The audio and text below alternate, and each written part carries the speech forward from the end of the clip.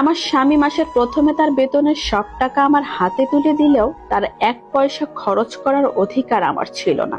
কোনো জিনিসের প্রয়োজন হলে নিজেই কিনে এনে দিত, তবু আমার হাতে টাকা খরচ করতে দিত না। মাসের শেষে পড়ায় গন্ডায় সব হিসেব বুঝে নিত। এইসব নিয়ে আমার অবশ্য তেমন কোনো সমস্যা ছিল না, কারণ আমি জানতাম সমাজে ভালো তকমাটা পেতে গেলে চোখ থাকতে অন্ধ আর মুখ থাকতেও বোবা সাজতে হয়। কালে বাঁধে নিজের কাছে খারাপ লাগলেও কখনো মুখ ফুটে কারো কাছে কিছুই বলিনি। গতকাল আমার বোন কল দিয়ে আমাকে বলল, আপু 1000 টাকা দিতে পারিস, কলেজে লাগবে।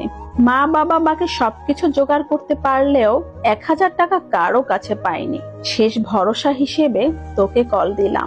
মধ্যবিত্ত পরিবারে যদি বাবার বয়স বাড়ে না আর কোনো যদি নির্দিষ্ট উপার্জনের পথ না থাকে, তখনই অভাব কাকে বলে স্পষ্ট হয়ে ওঠে। বোনটা সবে সবে কলেজে ভর্তি হবে, কমপক্ষে 5000 টাকা তো লাগবেই। সবই আমি বুঝতে পারি, কিন্তু কিছুই করার উপায় আমার নেই। আমার নিজের কাছে 5000 টাকার মতো আছে, বেশ কয়েক মাস ধরেই জমা করে আছি ডায়েরির পাতার ভাঁজে। বাকি টাকাটা আমার বরের কাছে চাওয়া ছাড়া আমার আর অন্য কোনো উপায় নেই। সকালে খাওয়ার সময় আমি আমার বরকে বললাম, আমাকে 5000 টাকা দিবে?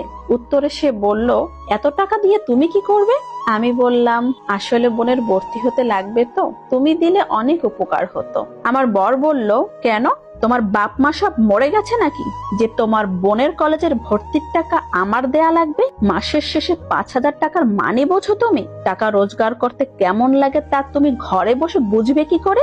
আমার কাছে কোনো টাকা পয়সা নেই। মাসের শেষে যে হাতে টাকা থাকে না, এটা আমি বেশ ভালোই বুঝতে পারি। তবে বরের দেয়া উত্তরটা না কেন জানি সকাল থেকে কানে বেজে চলছিল।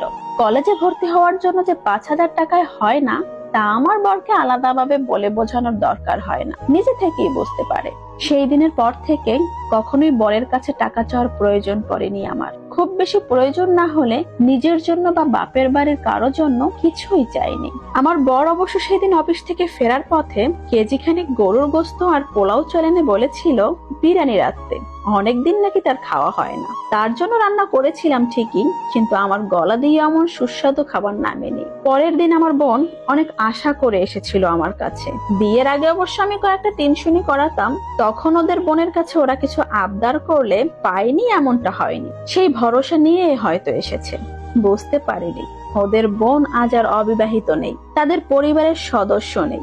সমাজের মতে বিয়ের পরে মেয়েদের স্বামী সন্তানই সব, মা বাবা ভাই বোন নেহাত তার বাড়ির আত্মীয় স্বজন মাত্র। যুগ যুগ ধরে চলে আসা এই নিয়মের বাইরে যাওয়ার অধিকার হয়তো কোনো মেয়েরই নেই। কেউ কেউ অতিরিক্ত ভাগ্যবতী হলে এই নিয়ম তাদেরকে স্পর্শ করতে পারে না, তাদের ব্যাপারটা হয়তো আলাদা। ছোটবেলায় আমার খালা আমাকে একজন রূপার নূপুর বানিয়ে দিয়েছিল, তেমন পায়ে পড়া হয়নি। সেই নূপুর জোড়া বোনের হাতে তুলে দিয়ে বলেছিলাম, মাসের শেষ তোর দুলা ভাইয়ের কাছে না এখন টাকা নেই, এই জোড়া বিক্রি করে দে। আমি তো এসব পারি না। বোন হাত পেতে নূপুর জোড়া নিয়েছিল বটে, তবে ওর চোখের পানিটা না সেদিন আড়াল করতে পারেনি। খাবার টেবিল থেকে রাতে বেঁচে যাওয়া অবশিষ্ট বিরিয়ানির সুবাস হয়তো তাকে বুঝিয়ে দিয়েছিল তার বোনের জীবনটা আবছা কিছু অংশ। স্কুল পাশ করা মেয়েটার বয়স তো আর খুব একটা কম হয়নি যে সেগুলো বুঝতে পারবে না। আমার বোনটা চলে যাওয়ার পর আমার বড় অবশ্য আমার কাছে জানতে চেয়েছিল আমার বোন কেন এসেছিল। আমি বলেছিলাম আমাকে দেখতে এসেছিল। আমার কাছ থেকে তার বেতনের অবশিষ্ট টাকাগুলো গুনতে গুনতে বলেছিল, তা ওকে খেয়ে যেতে বললে না কেন? আমার শালিকা তো বিরিয়ানি অনেক পছন্দ করে। উত্তরে আমি শুধু মুচকি হেসে দিয়ে বলেছিলাম, এসব সামান্য কারণে সংসার ফেলে চলে যাওয়ার মতো মেয়ে আমি নই। একা থাকতে পারার সাহস জোগাতে পারলেও সমাজের তিক্ততা মেনে নেওয়ার সাহস আমার এখনো হয়নি। স্বামী সংসার ছেড়ে যাওয়ার চিন্তা আমার মাথাতেই আসেনি। শুধু মনের কোথাও একটা গভীর ক্ষত হয়েছিল, যে ক্ষত থেকে ব্যথা ক্রমশ আমার বুকের ভেতরে ছড়িয়ে পড়েছে। কষ্টে চোখের পানি বেরিয়ে এসেছে, বুকে তীব্র ব্যথা অনুভব হয়েছে। পরে আবার ক্ষতটা অবশ্য শুকিয়েও গেছে। আচ্ছা, এসব ক্ষত কি কখনো শুকিয়ে যায়?